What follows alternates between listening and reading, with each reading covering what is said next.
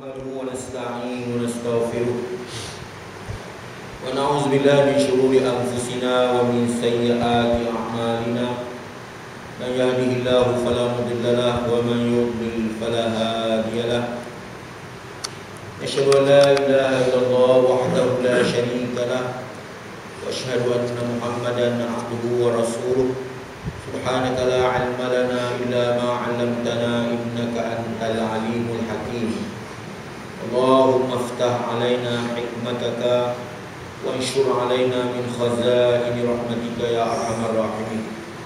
Yang dihormati ahli jawatan kuasa surau, hadirin hadirat yang dihormati sekalian, alhamdulillah kita bersyukur kepada Allah Subhanahu wa taala dengan taufik dan hidayahnya dapat kita hadir bersama pada pagi yang berbahagia ini. Mudah-mudahan dengan adanya program seumpama ini mendatangkan keberkatan serta menyuburkan keimanan dan keislaman dan ketakwaan kita dalam jiwa kita. Jadi sambungan pelajaran kita berkaitan dengan kitab Masihkah Hadis jilid yang kedua ini, iaitu masih lagi tajuk berkaitan dengan sembahyang berjemaah dan hukumnya, hukum sembahyang berjemaah ini. Jadi sambungannya kita pergi kepada hukum-hukumnya, iaitu berkaitan dengan hukum solat berjemaah ini. Menurut huraian ulama rahimahumullahu taala, hukum sembahyang berjemaah bagi sembahyang fardu yang 5 ini adalah hukumnya fardu kifayah. Namun walau bagaimanapun di sini ada ta'liq dalam kitab Minhajul Talibin dan kitab Syarah Al-Muhadzab ada pula yang mengatakan hukumnya sunat muakkadah. Sunat muakkadah ni hampir pada wajib tapi bukan wajib. Tapi dia hampir pada wajib. Iaitu salat berjemaah ini. Sebagaimana yang mereka faham daripada hadis yang lalu yang menyatakan bahawa sembahyang berjemaah lebih afdal daripada sembahyang seorang diri dengan 27 darjat. Hadis ini kata mereka tidak melarang sembahyang seorang diri, hanya menggalakkan sembahyang berjemaah kerana pahalanya berganda-ganda. Pahala sembahyang berjemaah ini sebenarnya berganda-ganda. Setengah riwayat mengatakan sampai 700 kali ganda. Masya Allah. Kita dengar biasa 27 pahala saja, tapi ada riwayat mengatakan sampai 700 kali ganda. Kerana memandangkan kita mengambil hukum dengan sempurna, segala basuhannya, syarat rukun wuduk kita ambil di rumah, kemudian kita berjalan kaki, kemudian kita hadir dalam sembahyang berjemaah itu dengan niat untuk berjemaah, kemudian duduk pula dalam majlis tazkirah lepas sembahyang berjemaah, kemudian menunggu antara satu solat dengan satu solat, intizarus solat ka solat atau kama qala Rasulullah, menunggu sembahyang seperti macam dalam sembahyang. Jadi ini semua diganda-gandakan ganjaran pahala. Sebab martabat kedudukan umat Nabi Muhammad ini adalah tinggi di sisi Allah Subhanahu wa taala. Kuntum khairu ummatin ukhrijat lin-nas ta'muruna bil ma'ruf wa tanhauna 'anil munkar wa ulaika humul muflihun. Jadi tuan-tuan sekalian, menurut huraian ulama rahimahumullah, hukum sembahyang berjemaah bagi sembahyang fardu yang 5 adalah fardu kifayah di atas orang-orang lelaki berdasarkan hadis. Jadi apa-apa pun rujuk pada hadis. Hadis ni dia mengkhususkan ataupun menerangkan lebih jelas tentang kewajipan sembahyang dalam Quran. Dalam Quran dia ringkas aqimus solat. Jadi di sini diterangkan lebih jelas an Abi Darda radhiyallahu anhu. Qala Rasulullah sallallahu alaihi wasallam, ma min salasatin fi qaryatin wala badwin la tuqamu fihimus shalah illa qad istahwadha alaihimus syaitan fa alaika bil jamaah. Sebenarnya ini panjang, tapi kita fokus pada tajuk yang kita bincang pada pagi ini. Hadisnya di sahih diriwayatkan oleh Imam Ahmad Al-Bukhari rahimahullahu taala. Dari Abu Darda Abu Darda ni disedarakan oleh Rasulullah dengan Salman Al-Farisi. Ya. Dulu zaman Nabi, ya, Nabi sedarakan antara Muhajirin dan Ansar. Ya. Jadi bersedaralah. Dalam tempoh 5 bulan saja Rasulullah berada di Madinatul Munawwarah. Rasulullah SAW berjaya bersedarakan antara Muhajirin dan Ansar. Ya, sebenarnya dalam Islam pun dah bersedara lah, tapi disedarakan jadi lagi kuat hubungan, ya, persaudaraan ini. Jadi Abu Darda radhiyallahu anhu katanya, Rasulullah SAW telah bersabda, tidak ada 3 orang, yakni orang lelaki dalam sesebuah kampung atau sesebuah desa yang tidak mengerjakan sembahyang berjemaah, melainkan mereka adalah mudah dikuasai oleh syaitan. Syaitan akan kuasai dengan menjadikan mereka, iaitu ialah dengan menjadikan mereka itu oleh syaitan tadi mencuaikan perintah syarak. Ini abai ni hukum-hukum syarak. Ini dah berat. Syaitan dah dikerjakan oleh syaitan. Oleh itu hendaklah, ya, kamu semua sentiasa menyatukan diri dengan berjemaah, kerana dengan itulah sahaja kamu semua akan selamat dari angkara syaitan. Ini kalau tengok pada hari ini menunjukkan bahawa tak berjemaah boleh membawa kepada pecah belah, ya. Syaitan kacau. Jadi syaitan ni makhluk halus, tapi dikatakan musuh yang nyata.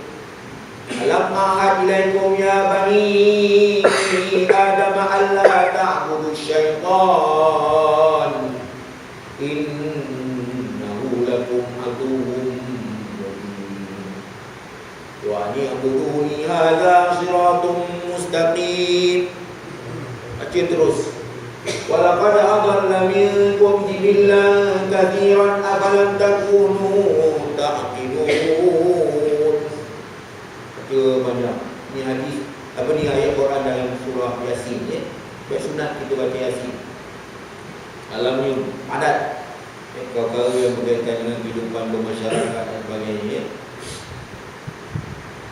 Adakah tidak aku telah berjanji dengan kamu supaya jangan menyembah syaitan, jangan ikut kehendak syaitan, ya. Innahu lakum aduwwun mubin, dia adalah musuh yang nyata, ya. Kita tak dapat lihat. Dia menyelinap dalam darah, dirasuknya orang tu, dirasuknya orang ni, dirasuknya. Itu yang jadi bergaduh, berkelahi, bersinggit, tak bersepahaman, ya, ancur-mengancur, mengutuk, mencela-mencela, maki-maki, bergaduh, berkelahi, bersinggit. Na'udzubillah min dzalik. Ya, kadang-kadang sampai ke peringkat santau menyantau. Na'udzubillah, ya. Asap dengki, pecah belah, ya. Na'udzubillah. Jadi kalau begitu, ya, cara nak mengatasi, kembalilah balik kepada berjemaah, ya.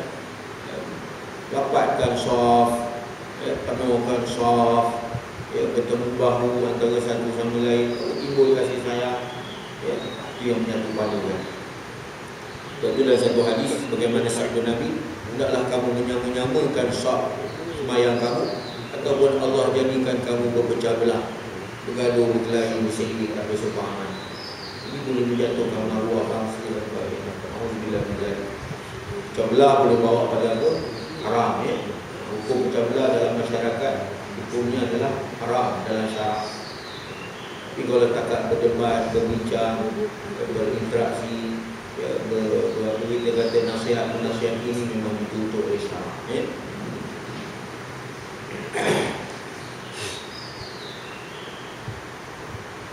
Jadi tuan-tuan sekalian, ya, hadis Hasan, hadis yang saya bacakan tadi, hadis Hasan, hadis yang elok, yang diriwayatkan oleh Imam Ahmad. Jadi kita masih ke hadis jilid yang kedua ni, terkandung dalamnya hadis-hadis Hasan, hadis-hadis sahih yang boleh dijadikan sebagai bahan hujah kita, bahan yang berautoriti, ya, kita boleh hujah. Tengok juga hadis boleh jadi sebagai apa, kita boleh kita sampaikan, ya. Balighani walau ayat, sampaikan daripada Quran satu ayat. Jadi dalam hadis ini diterangkan bahawa tiap-tiap kampung halaman, ya, Desa mungkin qaryah, ahli qaryah.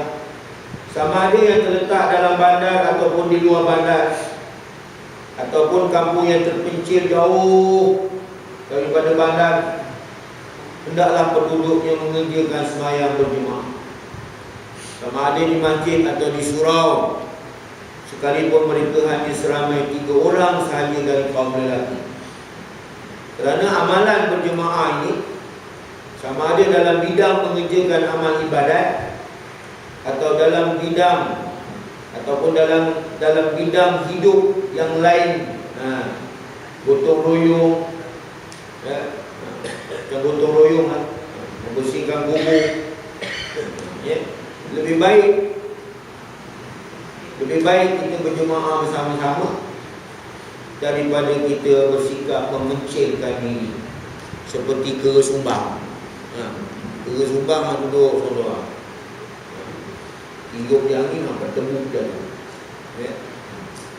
Dah tak boleh duduk berseorangan. Cari jalan, sama-sama berinteraksi, jaga perasaan, jaga budi pekerti dan akhlak yang mulia. Itu semua pahala dah tu. Bergaul, selagi boleh bergaul dengan masyarakat. Jangan duduk berseorangan, syaitan akan kacau. Dan bila jumpa berjemaah tu, tanya khabar sihat, alhamdulillah. Ustaz tanya banyak. Marah dia, hari tengkor ada berapa? Jangan. Dia tak suka tanya yang peribadi. Tanya umum tak pun. Keluarga sihat? Ini sihat, alhamdulillah. Itu saja. Payah tanya banyak. Dalam hadis ini juga ditegaskan bahawa sikap memencilkan diri, berseorangan, katakan mementingkan diri berseorangan, bukan sahaja merugikan, bahkan orang-orang yang bersikap demikian mudah sangat dikuasai oleh syaitan, dengan hasutan syaitan. Jadi inilah punca pecah belah sebenarnya. Jadi berbaliklah pada bersatu padu, beramah mesra. Tuan-tuan sekalian, ada juga yang mengatakan hukum sembahyang berjemaah ini dikatakan fardu ain. Bagaimana yang mereka faham daripada sebuah hadis yang lain. Jadi yang kata fardu ain pun ada dalil, yang kata fardu kifayah pun ada dalil, yang kata sunat muakkadah pun ada dalil. Tengok hadis itu menerangkan begini.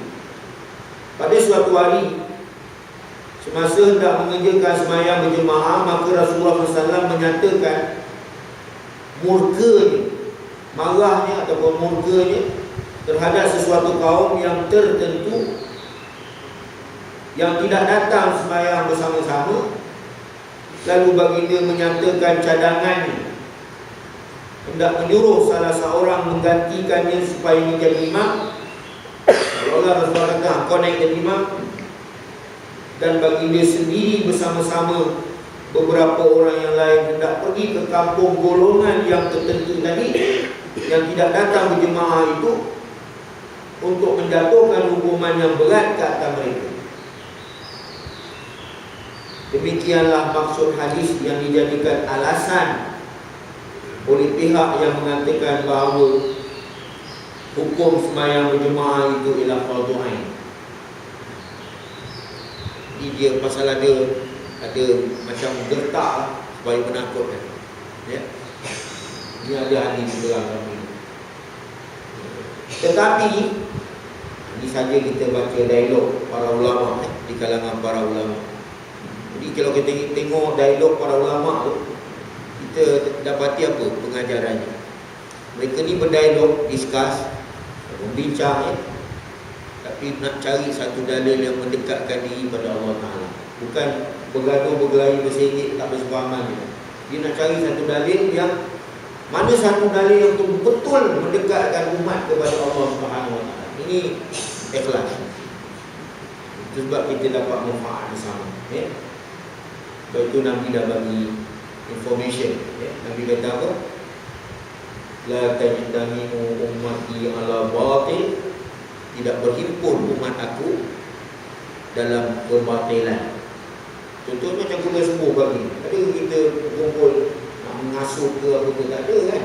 Kita berhimpun, kita discuss sama-sama, kita bincang, kita kongsi ilmu, kita sebenarnya majlis ni tuan-tuan punya. Ikutkan dia berhak. Ustaz, saya nak tanya boleh? Tanya lah, tak kisah. Yang mana boleh jawab, kita jawab. Yang mana tak boleh jawab, kita tangguh. Kan dia payah no. Ini orang nak tanya tak bagi. Ustaz, saya nak tanya boleh? Shut up you. Ada orang nak tanya shut up you. Quiet tu. Habis lah. Ini tunggu lah. Pemikiran ni tak boleh maju lah. Dia yang boleh maju tu suka tanya. Tanya. Tak adalah tanya tu larat-larat sampai kan nak ceramah tak boleh. Tak boleh lah. Dia ada had ni. Itu semua peraturan. Jadi majlis kita macam ni, semua ada peraturan sebenarnya. Bukan boleh buat tak tentu arah. Dia patutnya tadi ada pengurusi. Cuba tengok tuan-tuan, kalau saya ceramah di Kesatria UiTM tu, siap dengan tabib. Assalamualaikum Ustaz. Sekarang kami benarkan Ustaz untuk berceramah. Dan kami bersedia untuk mendengarnya. Itu kan? Pengurusi. Jadi senanglah kalau apa-apa. Kalau pensyarah tu ada emosional ke apa ke, emosi kadang-kadang mengatasi segala-galanya, pengurusilah mainkan peranan. Ustaz, tak maaf, tangguh dulu ceramah, saya nak bagi ta'liq sikit, nak bagi komentar. Nampaknya kita tangguh dulu sekejap ceramah ni, pasal aku memandangkan Ustaz terlalu emosional sangat. Berhenti dulu sekejap, minum dulu ke itu baru mula balik. Silakan Ustaz, mula balik. Gitu. Dia ada kontrol. Tak boleh minta bagi dia. Itu yang sadap aja. Bantai sampai panah pokok habis pun cabut. Tinggal terus maya dengan kapit dia. Macam mana? Tak boleh lah. Masing-masing ada perasaan, ada tu nak jaga kontrol dia baik. Mengadap-adap. Macam mengajar-mengajar macam ni, anak murid berbuat. Kenalah kau. Kalau setengah yang ustaz yang emosi tu, kalau orang macam mencabar maruah dia sebagai penceramah, dia kata kau jemput aku, jadi kau berbuat. Siap. Ambil ni kitab tu, dihempasnya, cabut, tinggalkan.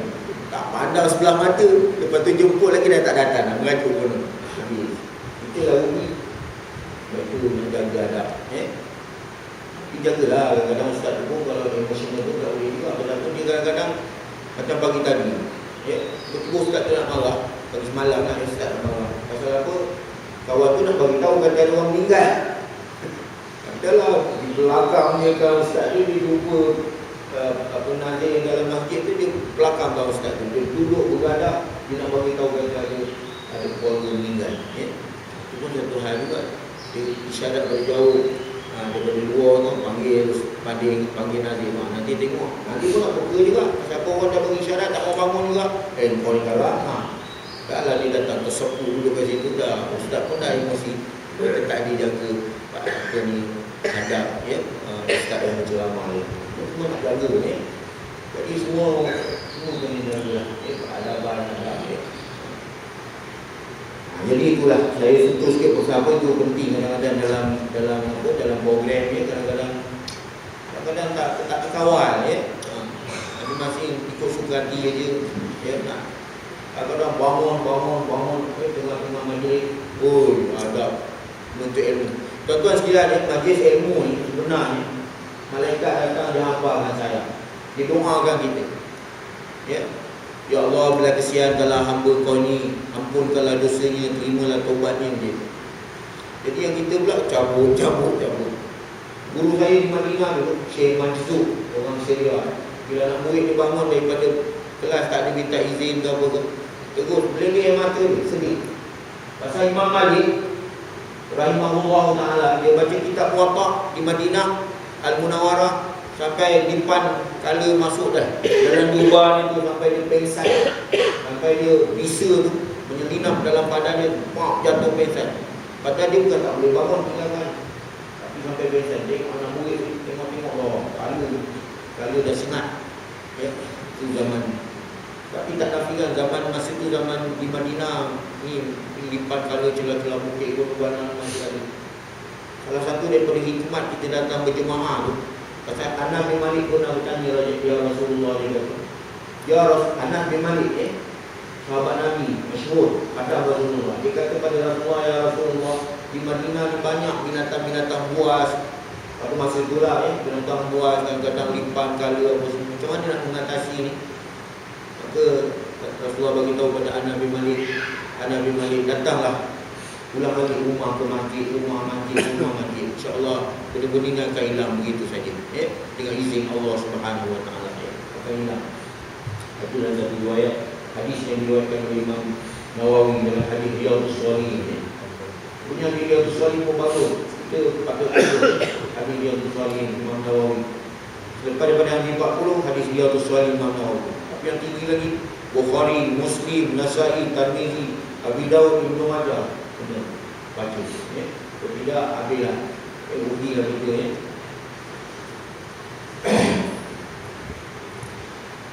Demikian maksud hadis yang dijadikan alasan oleh pihak yang mengatakan bahawa hukum sembahyang berjemaah itu adalah fardu ain. Tetapi alasan mereka yang tersebut dijawab oleh ahli ulama yang lebih ramai. Yang kata fardu ain tadi dihujah oleh ulama yang lebih ramai lagi. Pertama, baginda hanya menyatakan, baginda SAW hanya menyatakan cadangannya sahaja, tetapi baginda tidak praktikkan, baginda tidak bertindak, kerana baginda tidak pergi ke kampung itu, bahkan baginda terus sembahyang bersama-sama orang yang hadir. Tapi kalau Rasulullah pergi, mungkin bukan kata tuan memang wajib terus, tapi Rasulullah hanya gertak dan menggerunkan, menakutkan orang tak berjemaah. Itu hujah yang meletakkan bahawa hukum fardu ain itu bawah saja. Yang kedua, kalaulah sembahyang berjemaah itu fardu ain, tentulah baginda tidak akan bercadang hendak meninggalkannya, untuk pergi bersama-sama beberapa orang ke kampung itu, betul tak? Kerana hukuman yang hendak dikenakan kepada penduduk kampung yang tersebut boleh dijalankan sesudah selesai sembahyang, boleh dilaksanakan selepas sembahyang. Kenapa nak buat waktu nak sembahyang sampai wakilkan untuk imam? Rasulullah tadi berubah, Itulah itu hujah berkaitan dengan yang mengatakan, orang yang kata fardu ain tadi dihujah oleh orang yang bukan mengatakan fardu ain. Jadi pada akhir hadis ini, junjungan kita Nabi SAW menegaskan, hendaklah kamu semua sentiasa menyatukan diri dengan jemaah. Hendaklah kamu semua sentiasa menyatukan diri dengan jemaah, yakni semasa mengerjakan sembahyang atau semasa mengerjakan perkara-perkara yang lain daripada lain dari perkara yang lain, alam kehidupan ini. Kerana dengan jalan berjemaah itu, jika kita tersalah, mesti ada orang yang mengingatkan kita, betul tak? Jadi siapa yang nak ingat kalau dah duduk ke sumbang seorang, tak pedulikan dia orang, tapi gampangkan dia orang, tak dipedulikan dia orang, tapi itu dia seorang-seorang. Sebab kena campur masyarakat, kena duduk dalam berjemaah macam ini, Kalau ada kita berjemaah tu, kadang-kadang kita tersilap orang tegur, Jadi termasuk dalam bab ad-dinun nasihah. Bermula agama itu nasihat, Dan jika kita memerlukan fikiran, katakan idea, maka ada tempat untuk kita bermesyuarat, untuk kebaikan bersama-sama. Itu yang jadi bersatu padu. Datang main dulu sama-sama, berdaya duk pinjam berbincang dia duk silih berganti pandangan dan pendapat, okeylah, tak adalah masalah. Ini jangan duduk seorang-seorang tension, macam-macam kita semua nak fikir. Kalau kita duduk dekat-dekat tu, kita sama-sama ilmu bertambah, Ya, orang ni ada idea, orang ni ada idea. Wa amruhum syura bainahum. Setiap urusan mereka itu orang yang beriman bermusyawarat, berunding, berpakat elok-elok. Kita semua ni orang dulu kan biasa, orang kampung biasa berpakat dengan ulama, ustaz, guru. Kalau yang rambut gani dulu diram ya. Oh baik dengan tu ayah saya tu 12 tahun ngaji Mekah. Baik, kalau apa-apa pun berbincang sampai tamamin. Kalau dia apa-apa pun buat ajak berbincang. Ya. Jadi diram dah ada saudara saya seorang Ustaz Rahmat. Tangan kudung ni. Tapi ni kalau tuan ada masalah jumpa je beres, boleh berbincang. Ada orang yang dia cacat tapi pemikiran dia matang. Ada orang macam itu. Ya, bukan semua orang macam itu kadang-kadang. Tapi dengan sebab kita berinteraksi itu, jadi banyak masalah boleh selesai. Ya, dialog, bincang. Ya. Itulah kelebihan berjemaah. Menurut huraian ulama rahimahumullah, jika seluruh penduduk sesebuah kampung tidak mengerjakan sembahyang fardu yang 5 dengan berjemaah, seluruh kampung itu tak ada berjemaah lah katakan. Ya, suruh. Ya, tai kambing yang berketendel. Lagi banyak tai kambing yang bermain berjemaah. Kita tengok tuan-tuan, kalau tuan-tuan kartun-kartun biasa pergi berjemaah ni, pergi seluruh Malaysia ya, jumpa suruh-suruh yang tak makmur kampung-kampung, betul tak? Kalau rajin tengok, memang dalam kampung tu tak ada kerja lain, asyik nak berpecah belah je lah. Itu pasal dia tak ada berjemaah. Ya. Berjemaah ni besar kelebihan ni. Ya. Menurut huraian ulama rahimahumullah, jika seluruh penduduk sesebuah kampung tidak mengerjakan sembahyang fardu yang 5 dengan berjemaah di masjid atau surau, maka pihak berkuasa, tengok di sini. Pihak berkuasa siapa dia? Pihak berkuasa macam polis, askar, pokok berkuasa lah, yang dibagi kuasa. Ya. Maka pihak yang berkuasa berkewajipan memaksa mereka mengerjakannya untuk menegakkan lambang, untuk menegakkan syiar Islam di kampung-kampung itu. Jadi kalau itu di sini ada satu apa yang kita kata latihan untuk bercakap dengan masyarakat ya, pada pihak berkuasa. Dia boleh bercakap lantang. Dia kata, tuan kalau tak sembahyang berjemaah, saya gari awak, saya tarik awak, saya seret pergi jemaah. Oh, ingat awak boleh duduk dalam kampung ni tak berjemaah ya. Mana jadi apa? Cakap ni. Takkan kalau polis datang berterak-terak mengantar ke masjid sebuah berjemaah, kau tanda jemaah. Kalau mereka dengan kambing lembu ke bawah, kat bendang tu, orang azan kau tak boleh. Sampai lembu kami tu kalau boleh cakap lah kata, pergilah bangun semayang jemaah bang, kata lembu. Nasib baik lembu tak boleh cakap. Kalau bodoh lah orang, bodoh-bodoh cakap lah orang kata, lembu tu boleh cakap lah kata, bang, sabu ni saya, rumput dah ada, boleh saya makan. Pergilah bang, semayang bang. Kencing satu kampung, tak malu kita. Air bona tu. Ya.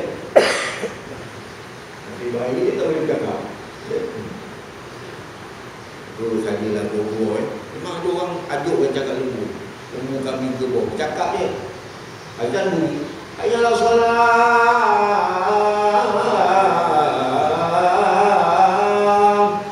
Kita buat tak tahu ni. Allah ni. Saya tahu. Seduk kopi, seduk kopi. Azan bunyi. Buat tak bunyi. Mana? Nak dia jadi apa Rohingya tu dari boleh tahu. Bosnia juga tengok. Masa itu boleh tahu Allah Taala ajar. Kenapa azan tak boleh, ya, bang tak boleh, jemaah tak boleh. Dah jadi Bosnia, dah jadi apa Herzegovina, dah jadi macam apa tu pelarian Kashmir, pelarian Cambodia, pelarian Ethiopia. Kau tahu. Boleh bawa gerak-gerak tanah pun boleh bawa. Keluar dengan Soekarno dengan sepeda ni keluar. Hambat ni. Alhamdulillah. Itulah. Boleh bawa gerak tanah tak apa. Ini keluar gitu. Ya. Alhamdulillah. Punca tak pedulikan suara azan. Azan berkumandang dia buat tak dengar. Menurut huraian ulama rahimahullah, jika seluruh penduduk sesebuah kampung yang tidak mengerjakan sembahyang fardu yang 5 dengan berjemaah di masjid atau surau, maka pihak yang berkuasa berkewajipan memaksa mereka mengerjakannya untuk menegakkan syiar Islam di kampung itu.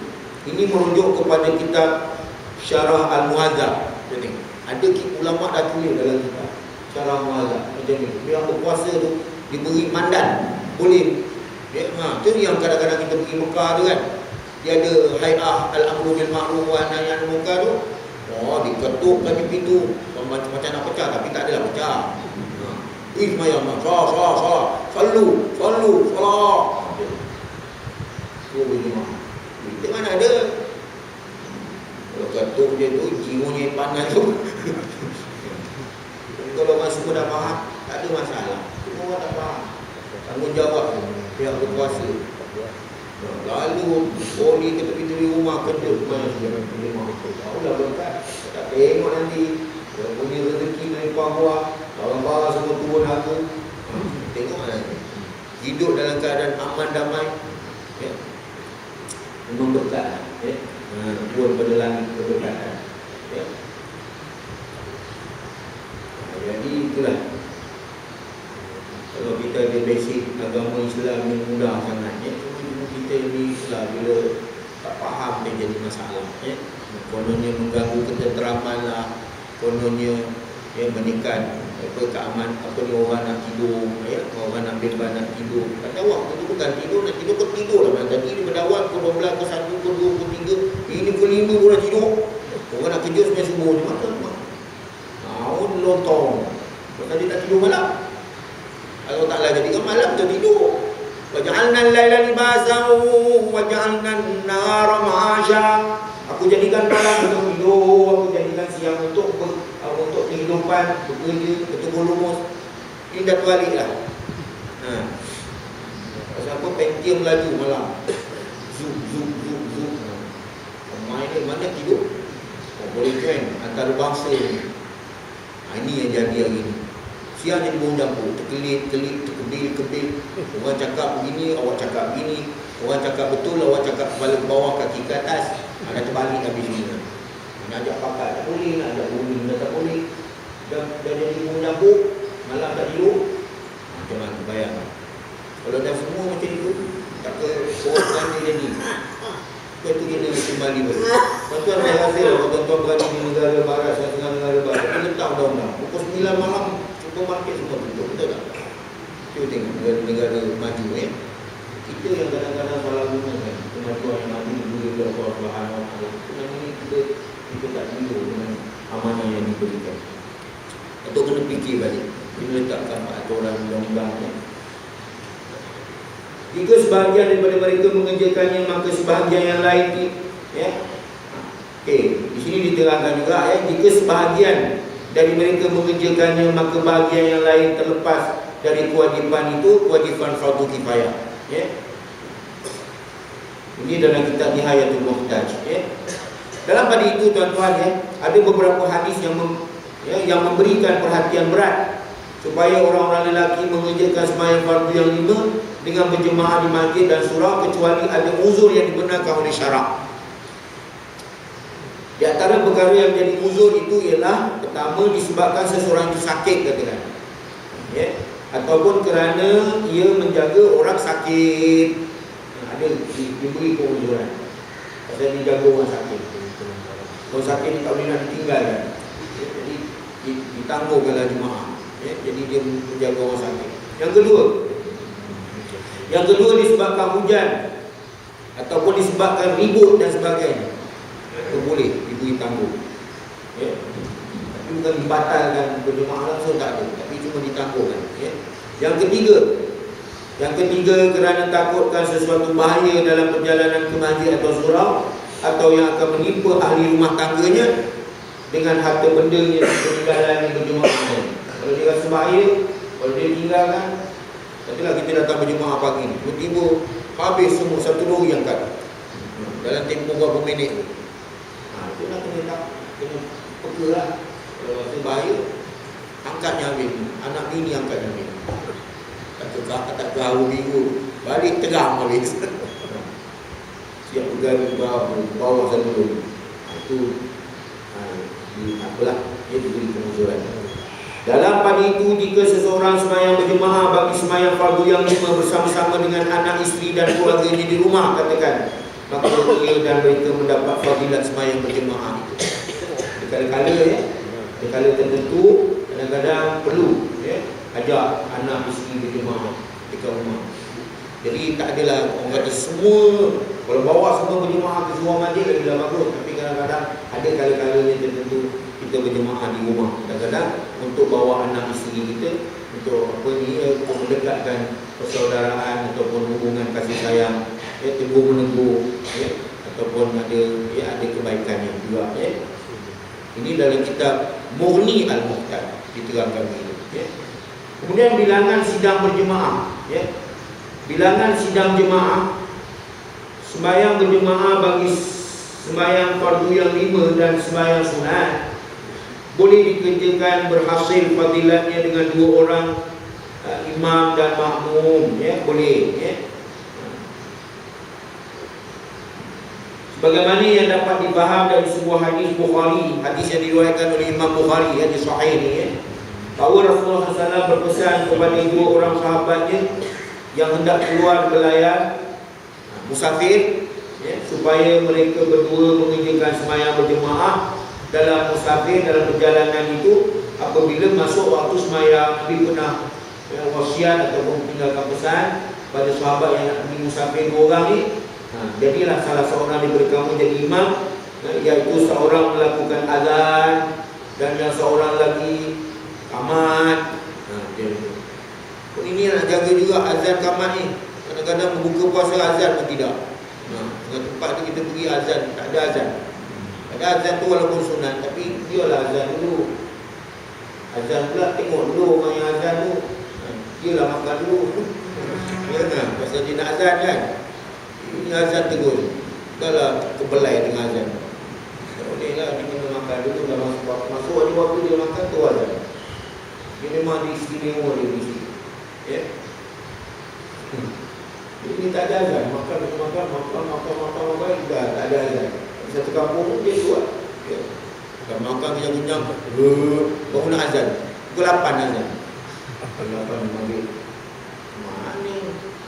Boleh, dia mesti ada satu orang tutup peka dengan dia. Mesti azan, tak kuat. Ya. Lepas tu yang berbuka lah. Ya. Tapi yang azan. Mesti nak ada azan.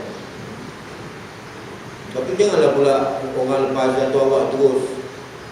Orang tukang azan, dia azan. Orang yang berbuka.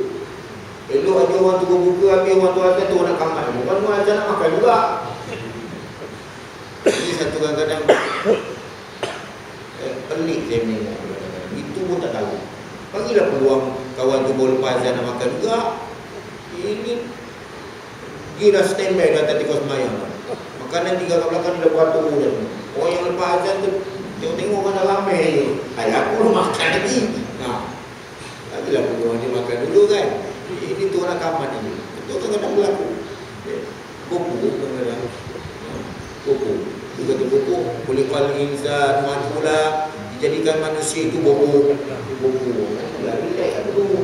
Tengok dulu kawan kopi ketiga, buku lembut apa semangkuk barulah amat. Orang yang dah makan tadi dia lah dia dulu. Dia tunggu. Orang tengah gambar dia makan. Jadi dia makan dia dah kenyang. Jadi dia dah sedara dia duduk lah sak. Yang orang yang ambil azan dia nak makan. Dia juga nak kamat ni. Tak kebelai orang tu. Insan agak kabur gila. Makan dulu baru. Ini kadang-kadang bodoh Berhasil fadilatnya dengan 2 orang imam dan makmum, tetapi makin ramai bilangan sidang jemaah, makin besar ganjaran pahalanya. Seperti yang disebutkan dalam hadis. Jadi tuan-tuan sekalian, bagaimana yang dapat dipaham dari sebuah hadis Imam Bukhari, bahawa Rasulullah SAW berpesan kepada 2 orang sahabatnya yang hendak keluar berlayar supaya mereka berdua mengerjakan sembahyang berjemaah dalam perjalanan itu apabila masuk waktu solat, iaitu seorang melakukan azan dan seorang lagi melakukan kaman, dan yang seorang lagi yang lebih tua menjadi imam menjemput. Bagi-bagilah tugas. Jadi kalau kita pergi rumah orang, jangan tiba-tiba awak yang jadi imam. Itu tuan rumah. Nantilah tuan rumah dah izin kamu boleh jadi imam. Mentang-mentanglah serban sobakut, dibuang lagi. Nonong maju ke depan. Tuan rumah dia ada hak. Awak tetamu kan? Tidak tetamu. Bila saya jadi imam, saya tuan rumah, tahu tak? Itu dia ada hak. Sebab itu tak boleh mana-mana. Bagi pulang. Walaupun dia orang biasa kan, itu dulu kan, itu adab. Adab. Yang kita tarang ni kan, ngomong, mentang-mentang ustaz. Dia ada tuan rumah, dia ada hak dia. Tuan rumah pun kadang tak faham hak dia. Tak lah kau, aku mana aku tahu. Tak boleh lah, kena belajar. Jadi tuan rumah dia ada hak. Sebab tuan rumah ni bila tetamu datang, dia kena jemput. Dia kena beri depan pintu. Ini tidak, nak duduk kat dapur. Naik sudah. Ini pasal lah. Pantanglah dijemput. Dah. Dia bubuk. Itu tuan rumah kena ada atas. Kalau jemput tetamu.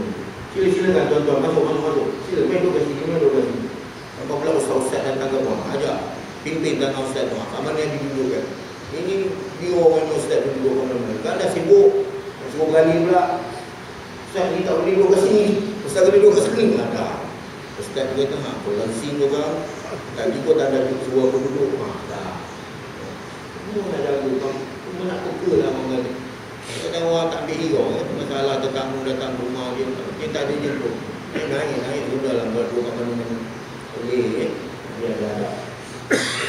Jadi hubungan makmum dengan imam. Sembahyang berjemaah ialah ikatan yang menghubungkan sembahyang makmum dengan sembahyang imam. Ini diterangkan dalam hadis. Sikit lagi tuan-tuan ya. An Abi Hurairah radhiyallahu anhu qala Rasulullah sallallahu alaihi wasallam innama ju'ila al-imam liyutamma bi fa idza kabbara fakabbiru wa la tukabbiru hatta yukabbiru wa idza raka'a farka'u wa la tarka'u hatta yarka'. Wa idza qala sami'a Allahu man hamidah faqulu Allahumma rabbana wa lakal hamd. Wa idza sajada fasjudu wa la tasjudu hatta yasjuda. Wa idza shalla qa'iman fasallu qiyaman. Fa idza shalla qa'idan fasallu qu'udan ajma'ina. Jadi baca hadis menjadi dua bergabung menjadi sesabun. Sambil bergabung lagi kena baca ni. Barulah mahir. Ini baca hadis An Abi Hurairah.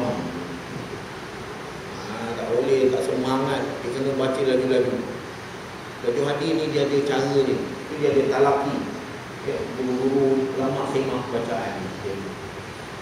Tengok terjemahan dia. Dari Abu Hurairah radhiyallahu anhu, sahabat Nabi masyhur ya. Tuan-tuan teliti betul-betul saya terjemah hadis. Baik kita dapat faham. Ini yang nak dipraktikkan dalam berjemaah. Ya. Kita berjemaah dah sekian lama. Tapi cara yang dikendaki oleh hadis macam mana? Boleh. Ya. Maknanya amat-amati betul terjemahan dia. Dari Abu Hurairah radhiyallahu anhu, sahabat Nabi masyhur ya, Abu Hurairah ni Abdul Rahman bin Sihri. 5,000 hadis. Apa? Boleh ingat dengan berkat doa Nabi. Ya, Abu Hurairah. Kata Abu Hurairah radhiyallahu anhu, Rasulullah SAW telah bersabda, sebenarnya imam itu ditugaskan ialah untuk dijadikan ikutan. Wa ja'alna lil muttaqina imama. Jadikanlah bagi kami orang yang bertakwa itu sebagai ikutan. Tapi nak selain daripada orang bertakwa, siapa nak dijadikan ikutan? Agaknya kita ni pasal dulu orang ulama-ulama ni baca doa ni, tak mesti yang kita boleh jadikan orang yang bertakwa itu sebagai ikutan. Tapi kalau orang yang tak bertakwa dari ikutan macam mana? Kata adik saya lah seorang kata, bang, kita ni tumpang doa ayah kita je lah. Waja'alna lil muttaqina imama. Bukan doa kita ni tak makbul tak tahulah. Kita tumpang orang yang dah meninggal punya doa. Bayangkan kita doa ni depan mata kita ni. Bertakwa betul ke? Ini masalah. Jadi tuan-tuan sekalian, dari Abu Hurairah radhiyallahu anhu katanya Rasulullah SAW telah bersabda, sebenarnya imam itu ditugaskan ialah untuk dijadikan ikutan. Kalau imam pakai seluar pendek, macam mana? Ikutan. Ustaz, ada satu imam tu Ustaz, pakai seluar pendek. Ustaz dah kata apa? Pakai seluar pendek, menebat depan rumah. Jadi rumah pakai seluar pendek. Nampak itu. Tapi kalau jadi imam gerak kau. Jadi juga jangan jadi itu apa itu ini songkok-songkok ni pun nak jaga.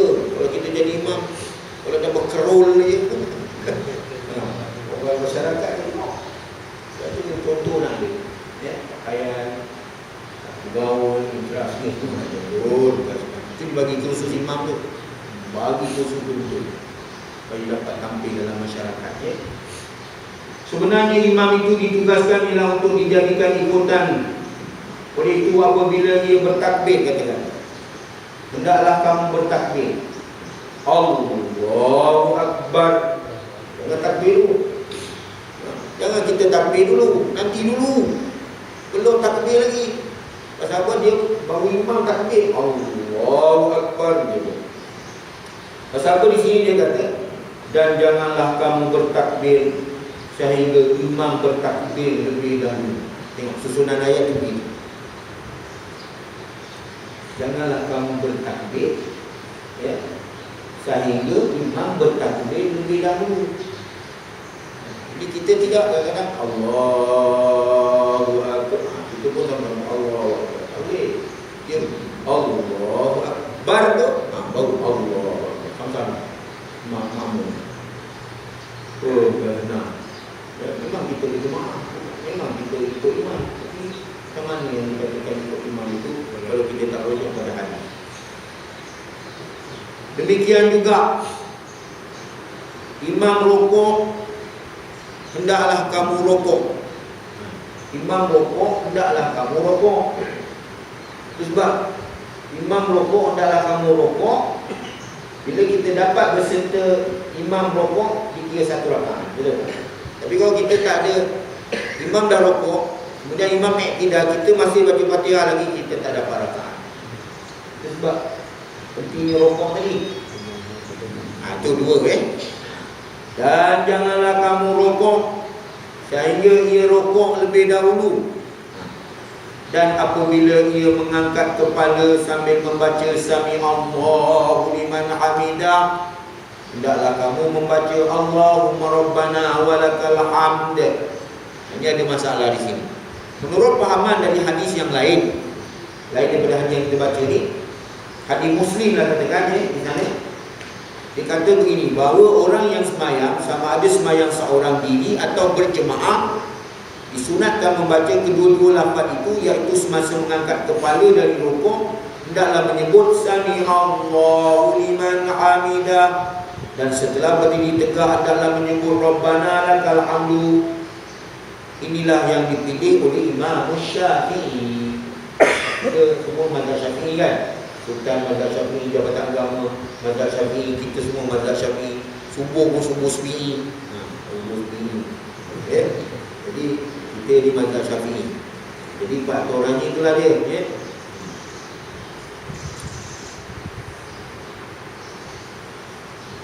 Jadi faham maksudnya begini ya. Menurut yang dipahamkan dari hadis yang lain, hadis Muslim ya, bahawa orang yang sembahyang, sama ada sembahyang seorang diri atau berjemaah, disunatkan membaca kedua-dua lafaz itu. Maksudnya macam mana? Maksudnya katalah imam Sami Allahu liman hamidah, kita pun kata Sami Allahu liman hamidah, bangun, kemudian kita baca Rabbana lakal hamdu. Itu mazhab Syafi'i. Ya. Ini yang dipilih oleh Imam Syafi'i. Dua lafaz tadi. Makmum, kita jadi makmum. Tapi kalau di Mekah tak ada macam itu ya. Kalau di Mekah mazhab lain dia kadang-kadang dia macam mana? Cuba tengok. Imam bangun, Allahu Akbar. Imam ya. Imam bangun daripada rukuk. Imam bangun daripada rukuk, dia kata Sami Allahu liman hamidah. Bilal tadi yang mubalik tadi yang menyampaikan perkhabaran tentang imam bangun daripada rokok tadi, dia kata apa? Rabbana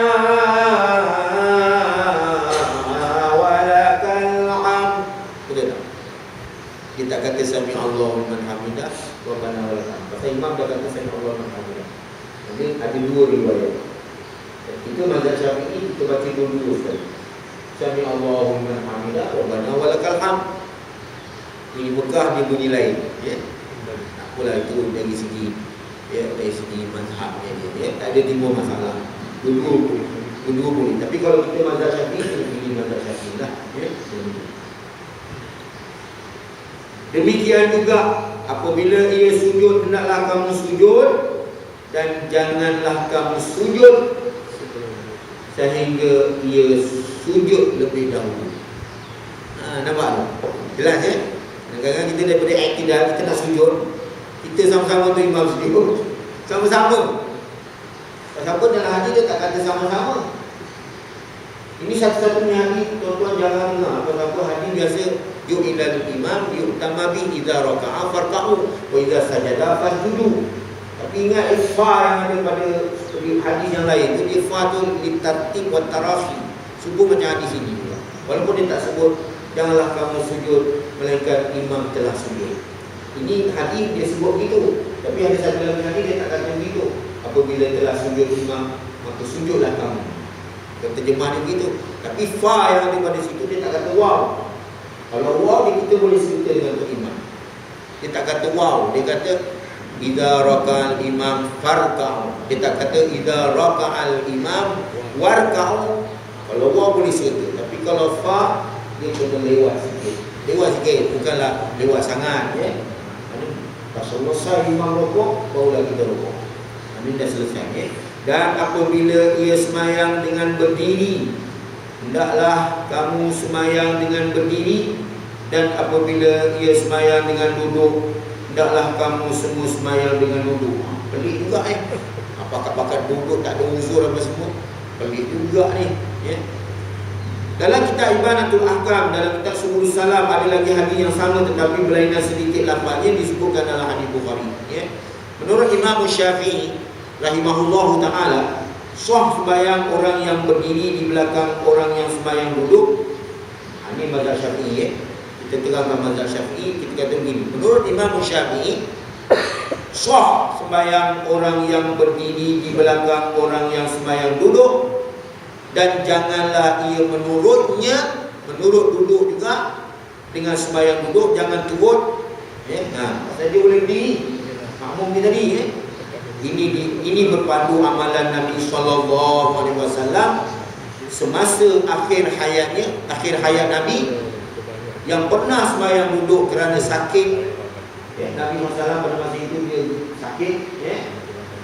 Sedangkan sahabat-sahabat baginda radhiyallahu anhu ajma'in, mereka itu berdiri di belakang Nabi Muhammad sallallahu alaihi wasallam. Boleh?